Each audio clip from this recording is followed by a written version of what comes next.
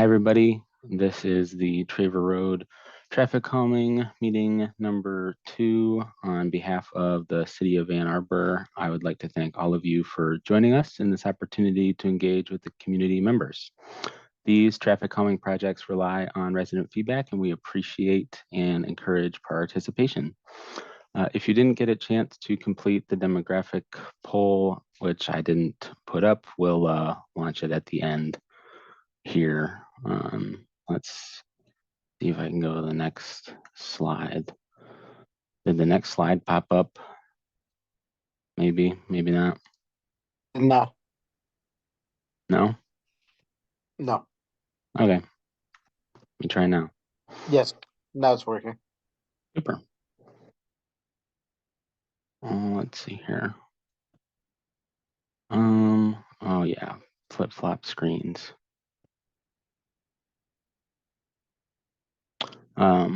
My name is Jackson Danner. Please call me JD. I will be presenting tonight. I'm joined by Christy Thullen, and we both work at Wade Trim. The traffic calming team for Traver Road is a partnership between the City of Ann Arbor and Wade Trim. Wade Trim. JD, sorry to cut you off, but your screen is not sharing. Oh, it's not sharing? Yeah, Oh, no, it's not sharing. Well, pardon me. Is it sharing now? It does not appear to. Okay. And let's try again. Let me open this all the way up. Share the presentation, if I can present it again. Go here, and then let's see here.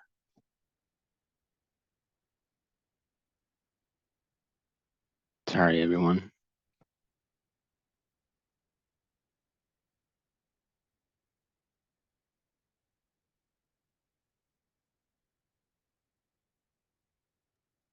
Your screen is sharing now. Okay, great. And let's do that. Let's do a little technology overview. Attendee video cameras are disabled, so we can't see you. Attendee screen share is disabled. All attendees are muted. Instructions to unmute will be covered. You can leave and rejoin the meeting at any time, unless the meeting, and we'll have multiple questions provided throughout the presentation. And materials will be available at the website you see on your screen. Let me see, next slide.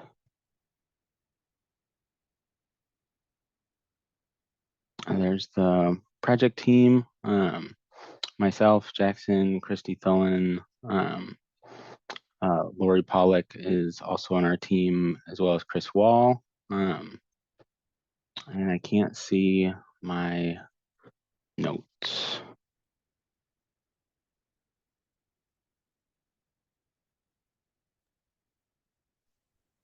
JD, do you want me to share the screen and then you can just let me know when to go to the next slide?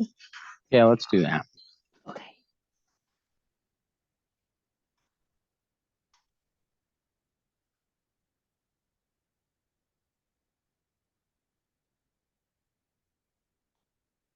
I have to make you host. I'm not sure if you have to, but I'll find out in a second.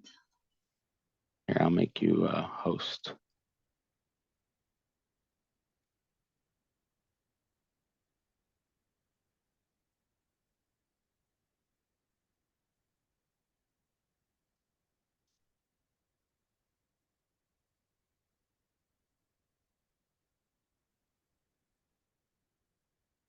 Super, thank you.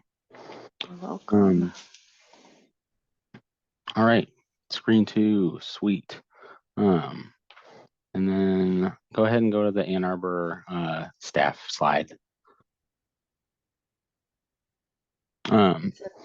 So with our partnership with the city, we're working closely with Ann Arbor staff.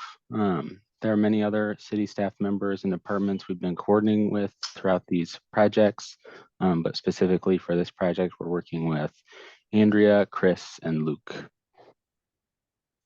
Next slide. Here's the meeting agenda for tonight. Most of tonight's time will be dedicated to the preliminary plan, where we'll review and discuss each device.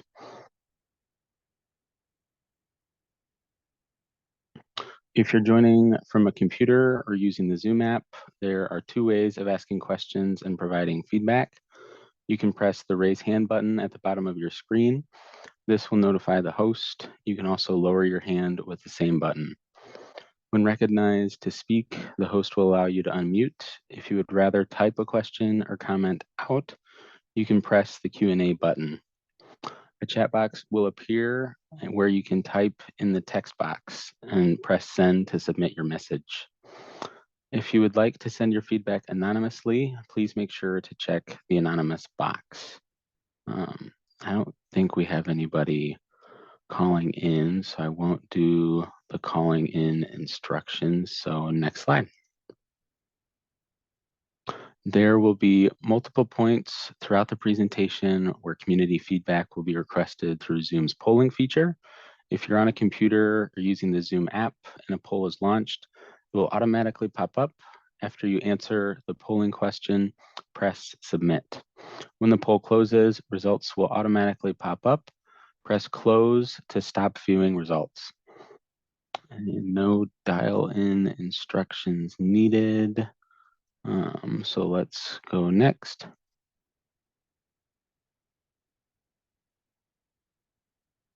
Now we're gonna try out our first poll to make sure the feature is working.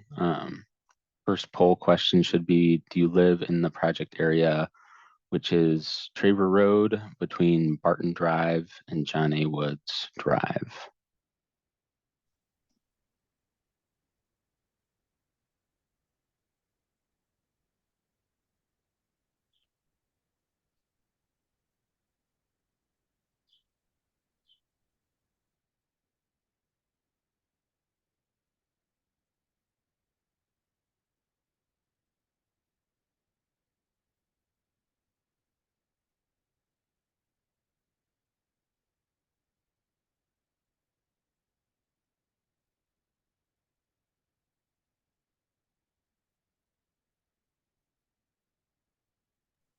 We're at 85% participation. I don't know if anyone else is still wanting to answer the poll or having any difficulty viewing the polling, but I'll leave it up for just a moment.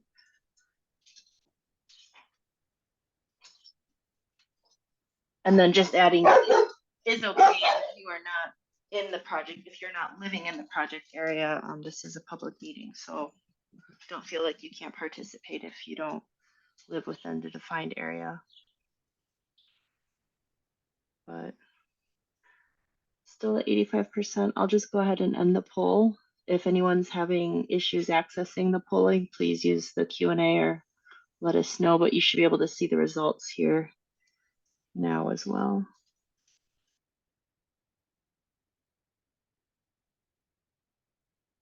Cool. So looks like everyone who answered lives in the project area. Great.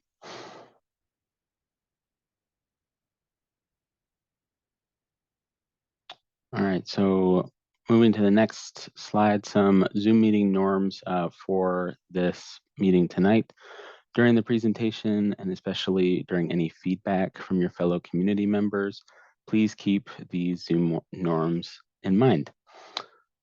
Start on time, end on time, raise your hand to be recognized to talk. There will be one speaker at a time. Move to a quiet area and silence any background sounds when speaking. Speak loud and clear so everyone can hear. Everyone will be provided a chance to speak before a repeat speaker. Be respectful of other ideas and perspectives, no finger pointing.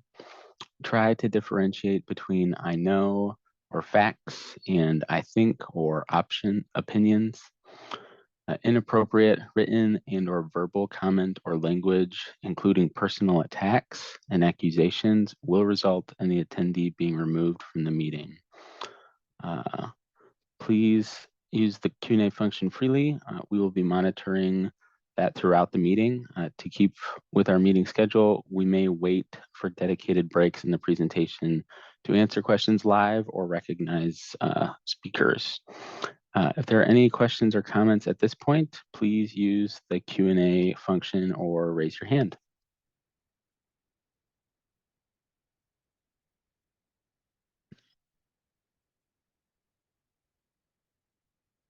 I don't see any questions, so we'll move forward to the preliminary plan idea.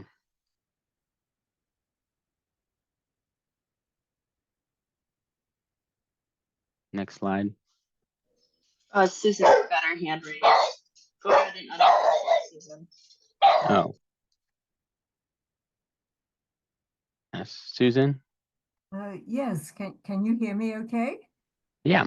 I'd just like to say hello and to know who is here, you know, since it's a meeting of our block, and just be nice to know who's also participating at some point. That's all. For sure. Yeah. I don't know if reading the names is best or not from what I can see on my point. What do you think, Christy? Right now we've got Susan, Everett, Jean, Kat, Lester, Rachel, and Sue. Also, after the meeting today, there will be a summary that shares whatever login name was used for joining the call as like an attendance list. So if more people join later on in the meeting, you'll be able to see that in the summary that we post afterwards. Okay, thank you. You're welcome. Everyone. Yeah, I guess if people start to share during the meeting, it'd be nice if you want to introduce yourself, go ahead. But yeah, so far we've got seven attendees in here right now.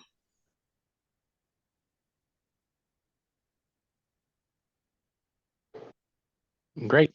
I'll let everybody look at the preliminary plan for just a few moments before I say anything.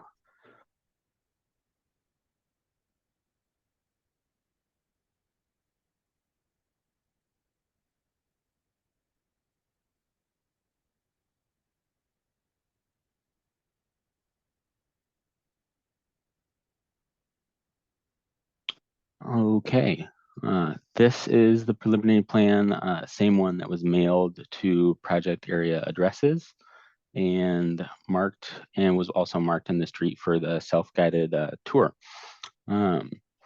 During meeting number 1, we discussed eliminating a proposed bump out over by John A. Woods, and we discussed the traffic congestion at Barton Drive and Traver Road intersection, especially during school pickup and drop off.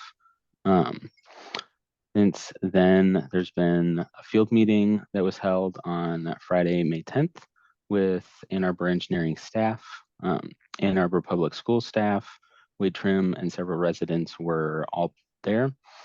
This included the city's agreement to install no parking signing at the Barton Drive corner and conducting a multi-way stop warrant analysis at the John A. Woods corner. These actions will be carried out by Ann Arbor Engineering and are separate from traffic calming. Should I say all that a little slower one more time, just to be a little clearer for everybody?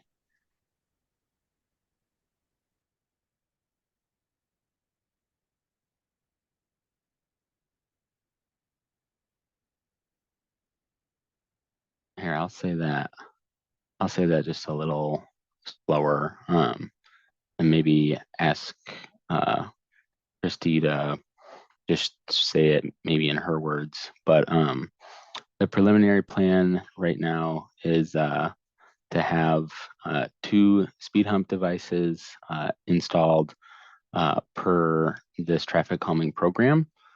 And separate issues have been raised at the John A. Woods Traver intersection and the Barton Drive Traver intersection. The John A. Woods corner has been put in for a multi-way stop analysis, meaning instead of it only being a stop sign coming from John A. Woods, there would be stop signage on Traver Road as well. And then at the Barton and Traver intersection, the city has agreed to install no parking signage there to deter longer term parking, especially during school drop off hours. So the preliminary plan for this traffic calming is the 2 speed hump devices shown in front of, I think it's 1621, and I can't read the other one. 1633 and 1634 Traver is where the speed device 2 is located near. I don't see any hands raised or anything in the Q&A, but yeah, that pretty much sums it up. JD, I think I recognize a lot of names on the attendance list right now that were present in the first meeting, and I think that was a really healthy discussion about, wanting to address Barton Drive, and do something different with John A. Woods. And that field meeting that we had with Luke and Raymond from the city was really helpful. We left with some additional tasks that the city was going to take on.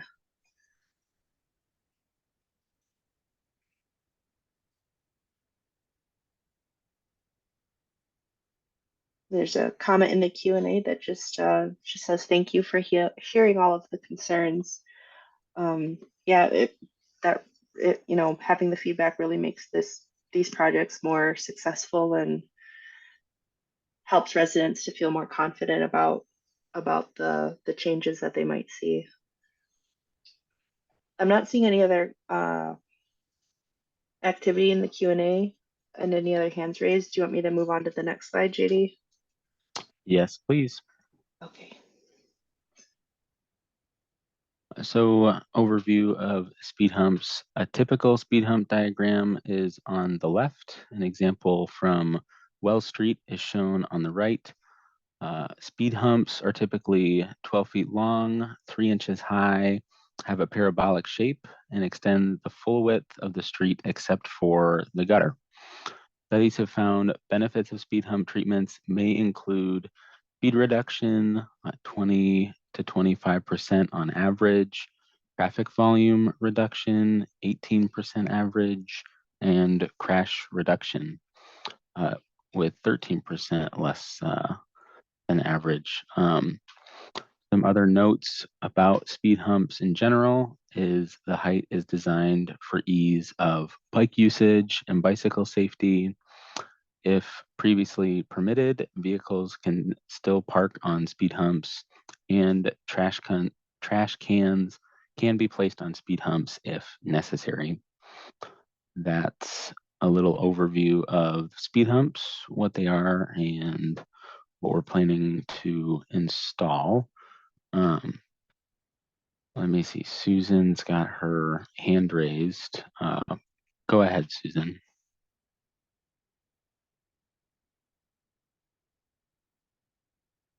Susan, you're on mute. Let me see if. Okay, can you hear me now? I can hear you now. Okay. one of our neighbors raised the question of where the speed hump should be, and I wondered if you got her message, and that was Juliana Ong. I don't know whether Juliana is here in the group, but she did question whether they should be closer to the two intersections. And I don't have a position on that, but I just wondered what the logic was behind the placement of the speed bumps. So to rephrase your question, how did the speed hump placement get chosen instead of being right close to the intersections, being a little bit further away? My understanding is that that is my understanding is that that has to do with our experience in the way that speed bumps get spaced out from a engineering design perspective. Rachel's got a question in the question and answer box. I find the two speed humps down the street already in place are too narrow. You have to slow down to almost a stop to not scrape your car. Is there a way we can make sure these are a little wider? So there's concern over them being not close enough to the intersections and being able to drive over without scraping your car. I can add to that if you'd like. Yeah, go for it. So Susan, to answer your question on how placement is determined, usually we want to see speed humps located in spaces where we see the most speeding, and that tends to be on the more open, unobstructed, flat stretches of roadway.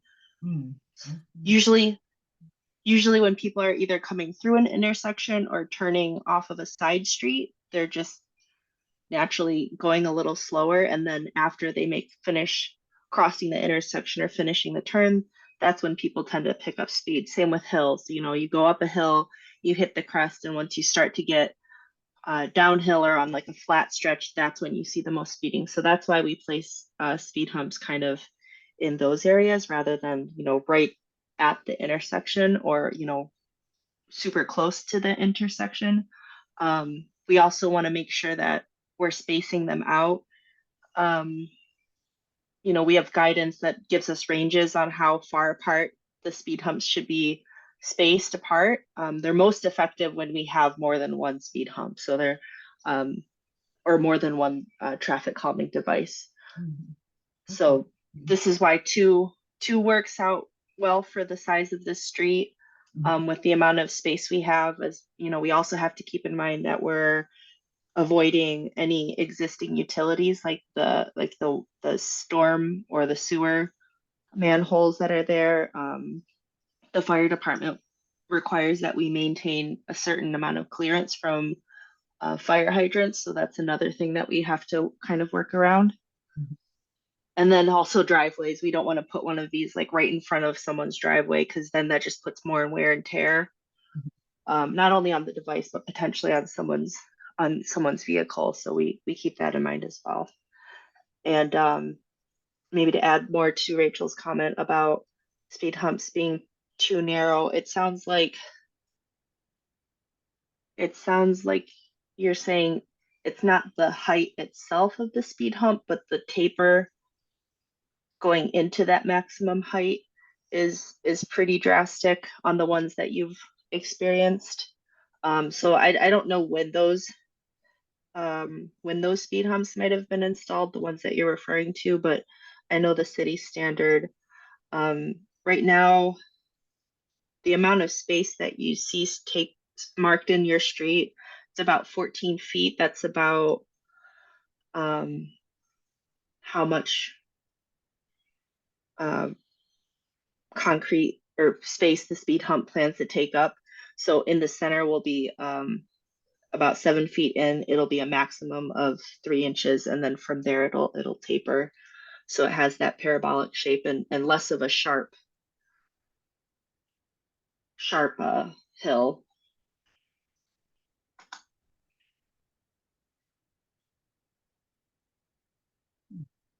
So I guess the best way to answer that is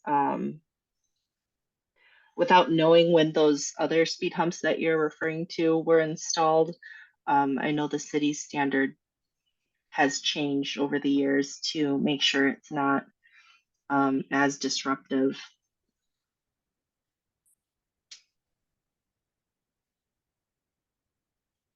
And spacing also plays a big part in that too. If we don't want speed humps too close together where people are consistently going lower than the desired speed limit down the entire stretch.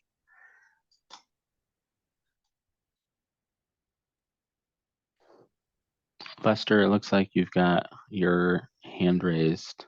You can go ahead.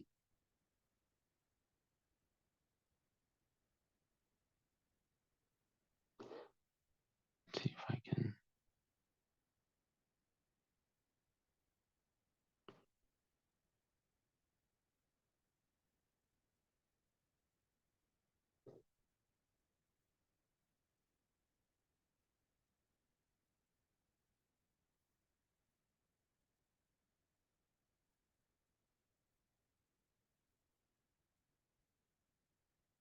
Lester, you're still unmuted.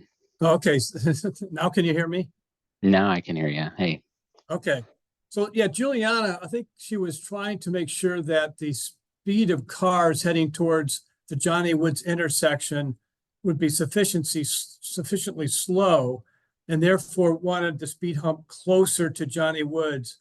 But as we discussed with the city, there's a good chance that there will be a stop sign at Johnny Woods, which will also slow the traffic, obviously, at the intersection, which will help also the crosswalk at the top of the hill, because cars will have to stop and not, and so it makes it a lot easier and safer to cross. So, that certainly takes away the argument to try to move the speed hump closer to Johnny Woods. I think it might be hard to move the speed hump much further down the hill because of the number of driveways there. So I'm fine with the placement of the speed humps. I just want to add that point.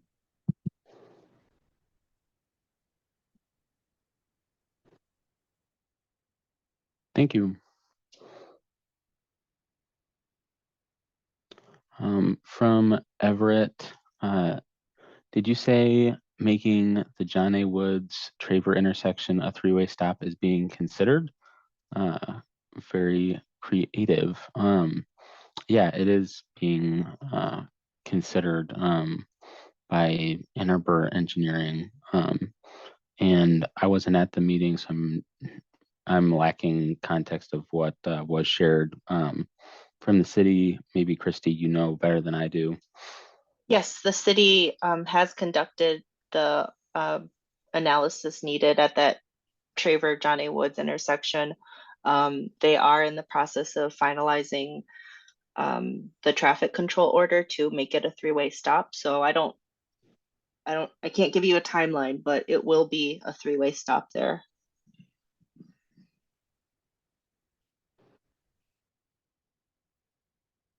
Rachel, I see your hand. Go ahead. Let me see. There we go. Hello. Hi. Can you hear me? I can hear you. So this is exciting that it sounds like that the three-way stop is actually moving forward, because when we took that walk, the city engineer said that they had just finished a batch of requests to look at them for stop signs, so that it was going to end up, because we missed that batch, that it was going to be a long time before they got around to deciding it again. So that sounds like maybe that's not the case, that it was pushed through, kind of. Is that true? Yeah, Yes. I can comment Oh. on that. Yes, that intersection we have taken that internally instead of farming it out as a group of intersections. So that evaluation has concluded and the TCO has been generated. So, but there is some I guess detailed placement of the sign and post. That's what we're among staff. We're sorting through those details at this moment. Thank you. That makes me so happy. Thank you. Thanks, Luke. Sue, to answer your question live real quick. Yeah, the three-way stop, it's in the works, just working through where to place the actual signage on the intersection, but it will be a three-way stop at John A. Woods.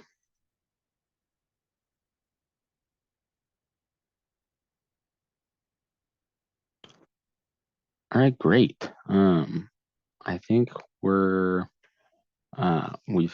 answered a couple of questions. We've gone through, heard from Luke a little bit. So now I think we're ready to start polling. This polling section will be a review of the devices in our proposed plan and audience polling for support on each device. So let's go to device number one. Device number one is a speed hump near 1621 Traver Road.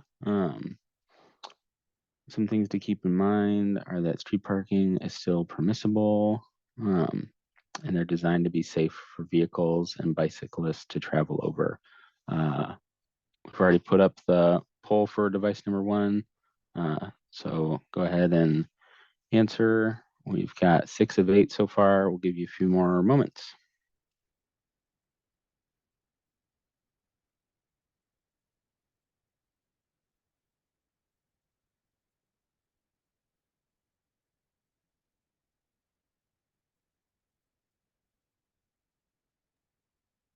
While we're finishing up the polling on device one here, there is a comment from Lawrence.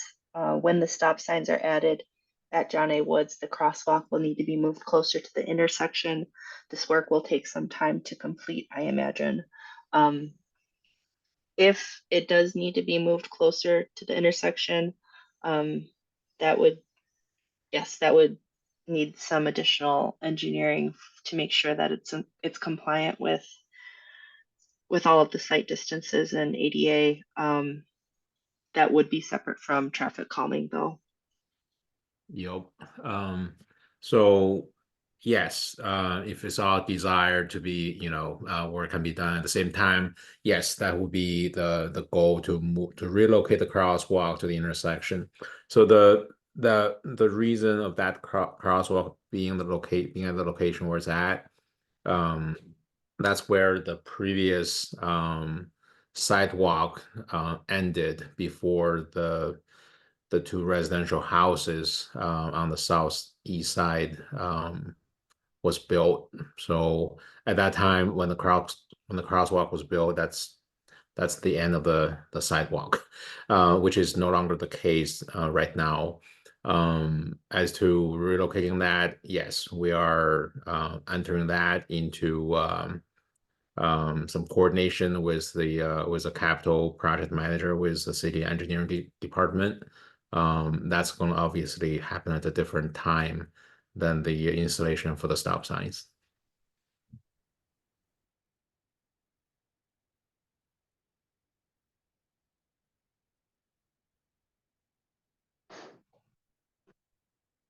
Thanks, Luke.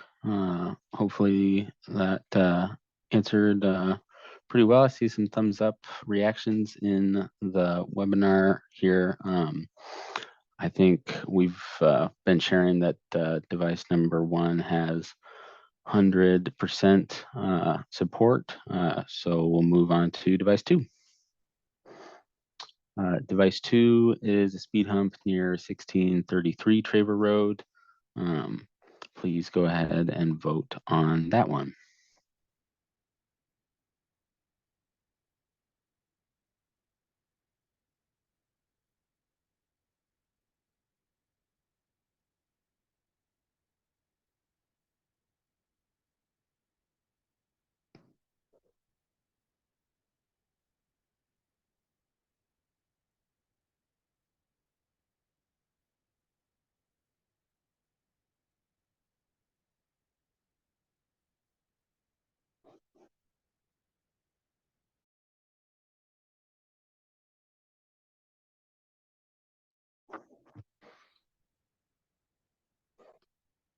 Sweet. Device number 2, 100% support. That's just great. Great news. Next slide.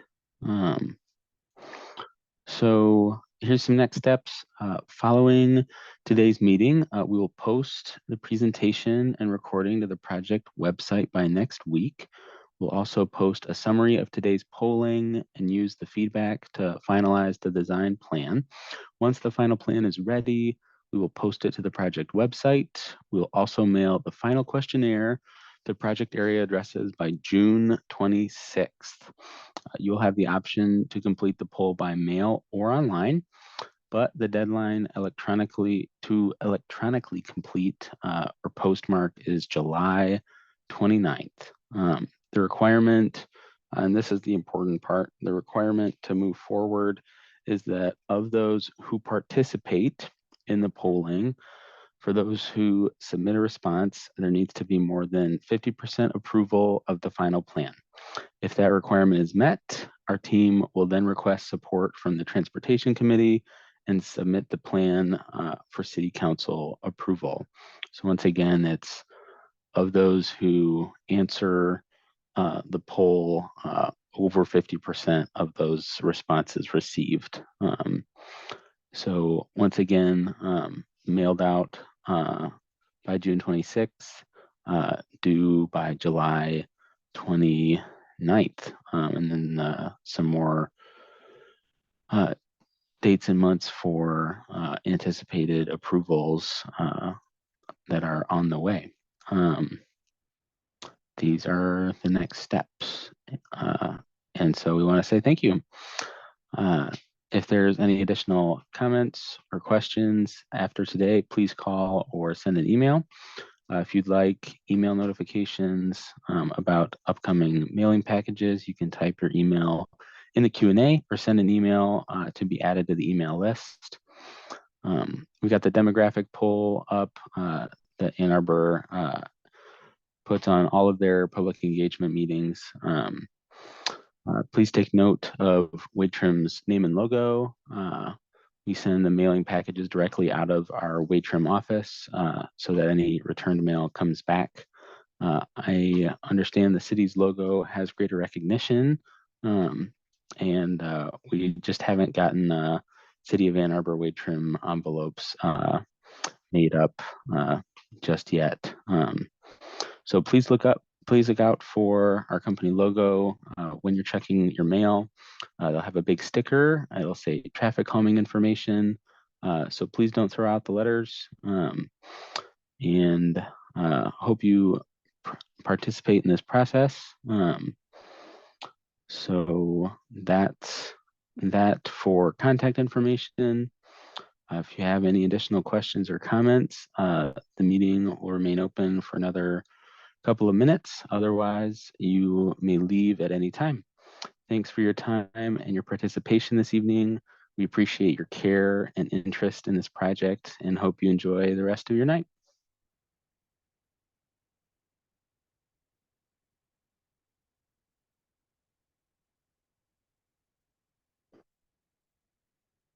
Susan, I see your hand.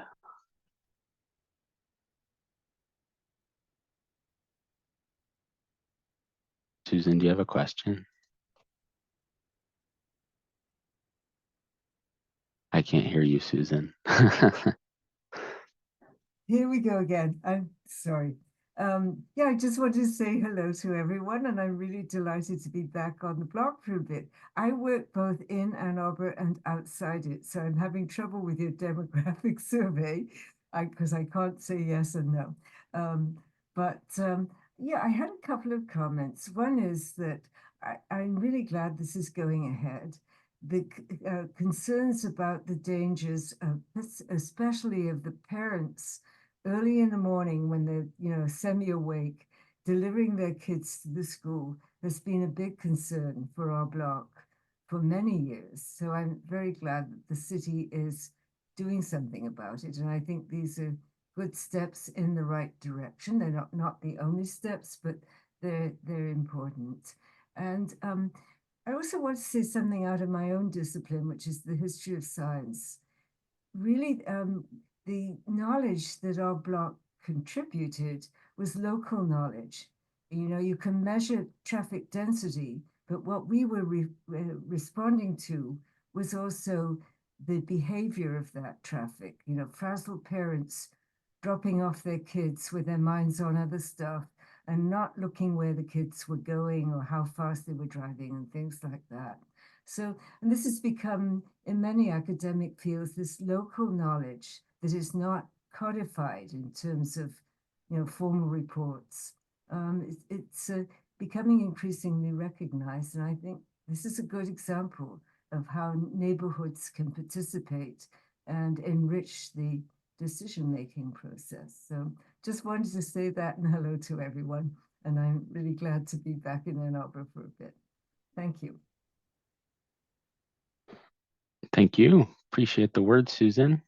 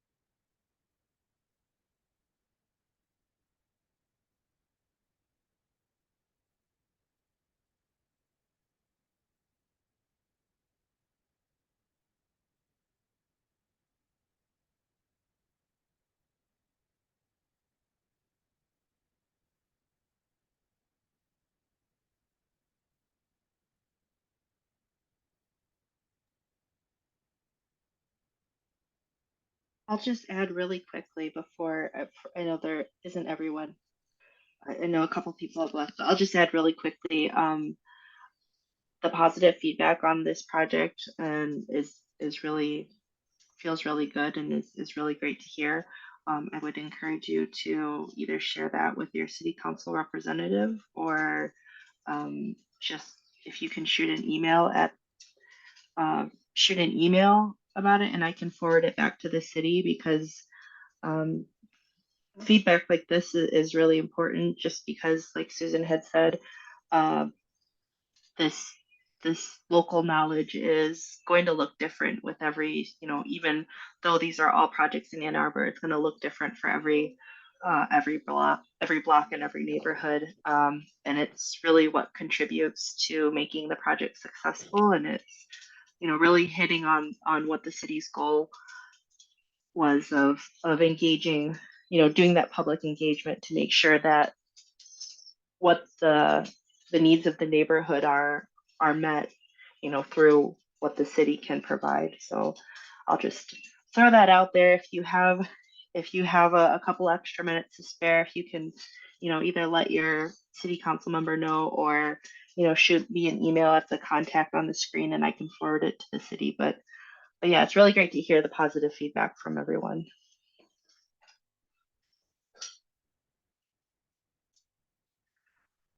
Otherwise, I will end the poll and close out. And I hope everyone has a good night.